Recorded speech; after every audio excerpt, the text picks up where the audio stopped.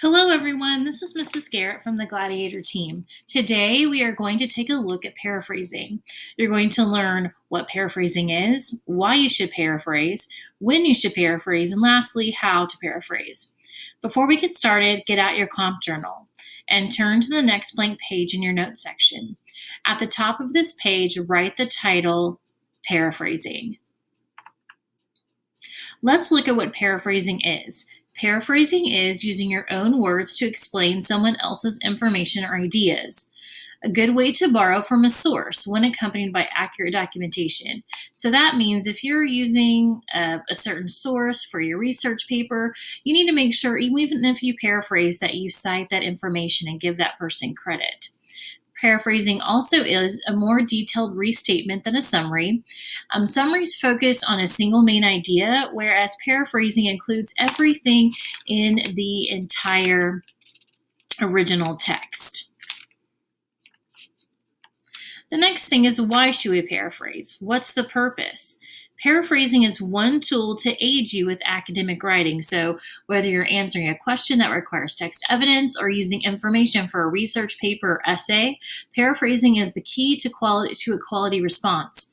While quoting information is effective, too many quotes in a paper or response leaves little room for your own ideas. So we're going to watch a video that teaches you a little bit more about paraphrasing.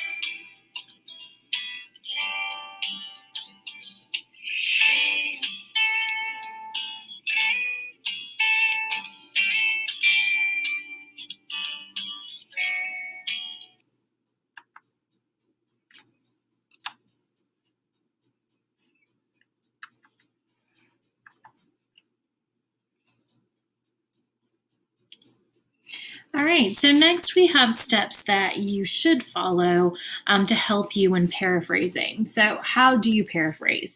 Once again, you read the original text. You need to make sure that you understand that very clearly. You're going to write down what it says in your own words. You can do that in a note card, a piece of paper, or if you're typing, you can type it out. At the top of that note card or paper, you're going to write a keyword or phrase to indicate the subject of your paraphrase. This is going to help you later when you're trying to rearrange your paper or write an answer to a question. Check your version of the text against the original to make sure it includes accurate information. You don't want information in your paraphrase that is not in the original text.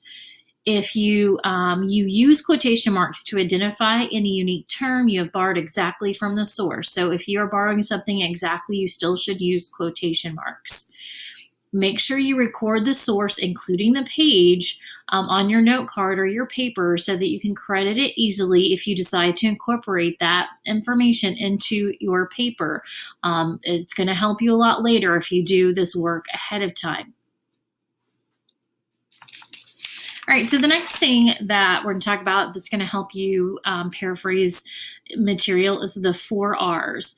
Reword, rearrange, realize, and recheck. They're really important and they're going to help you when you start paraphrasing material on your own. So we have reword. You're going to replace words and phrases with synonyms whenever you can. Rearrange words within sentences to make new sentences. You can even rearrange ideas presented within a paragraph. And then realize that some words and phrases cannot be changed, like names and dates and titles. Those can't be replaced, but you can present them differently in your paraphrase text. And the last thing is to recheck. Make sure that your paraphrase conveys the meaning, the same meaning as the original text. All right, so let's practice paraphrasing. At just 8.5 square miles, the Pacific island country of Nauru is one of the smallest countries in the world. The island was once rich in phosphate, and most of the resource has been mined, leaving damage to the environment behind. Nauru has a population of about 10,000 people. So now you're going to try to paraphrase this text, but make sure you remember the 4 R's: reword, rearrange, realize, and recheck. So now in your journal, you're going to write down your paraphrase of this text. Here's an example of this original text paraphrase. Nauru is a Pacific island country that is only 8.5 square miles in area. It is one of the smallest countries on the planet, and only about 10,000 people live there. Nauru has mined its once plentiful supply of phosphate. This has damaged the environment on the island. So if you'll notice that in this particular paraphrase that some of the sentences and words are rearranged in this first sentence and leaves others out. So if you look at this first sentence right here, it talks about how it's 8.5 square miles long. It gives the name of the island, but in the first sentence, it talks about how it's the smallest country. But this person, when they paraphrase it, did not do that. In fact, in the second sentence starts off with how it's the smallest country, which is in the first sentence, but then it finishes up the sentence with how there's only 10,000 people that live there, which is what is stated at the end of the original text. And then in these last 2 sentences, the author that paraphrased this took the middle part of the original text, and in this text, it is in 1 sentence, but if you look down here, they split it up into 2 separate sentences. So in this paraphrase, they've used synonyms, they have rearranged sentences, and they've even put sentences in different locations within the paragraph, and that's totally okay to do so in a paraphrase. All right, so here's another practice question that you're going to do. So I'm going to read this particular text about the okapi, which I think I'm saying that right, and then you are going to paraphrase. So the okapi resembles a zebra. It is actually a close cousin to the giraffe. Discovered in 1900, it inhabits the rainforest of the Congo area in Africa. Okapis tend to be solitary animals, secretive in their habitats. Okapis eat mostly leaves, twigs, and fruit, which they reach with their long tongues. They may eat as much as 65 pounds of food in one day, mostly during the afternoon and evening when they are most active. So now it's your turn, and you're going to paraphrase this text. Don't forget the 4 R's: reword, rearrange, and realize. You can take a look back at your notes in your journal over the 4 R's while you paraphrase this following text. All right, so here is one way this text could have been paraphrased. The okapi looks like a zebra, but is kin to the giraffe. They found it in the African Congo in 1900, but that was difficult because the okapi lives alone and is hard to find. Okapis have long tongues so they can reach leaves and fruit on trees. They eat a lot each day, usually in the afternoon and evenings. Notice how this author used synonyms, rearranged the words within sentences, and then this rearranged sentences with the paragraph, and they included all of the original information from the text. They did not just do one main idea. All of the information from the original text is in the paraphrase. All right, in the previous lesson, we summarized this text about pennies. Now you're going to use this text to practice paraphrasing.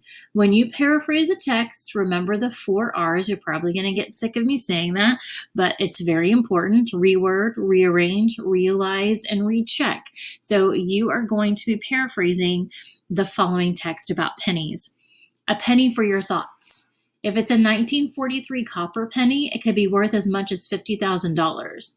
In 1943, most pennies were made out of steel since copper was needed for World War II. So the 1943 copper penny is a rarity.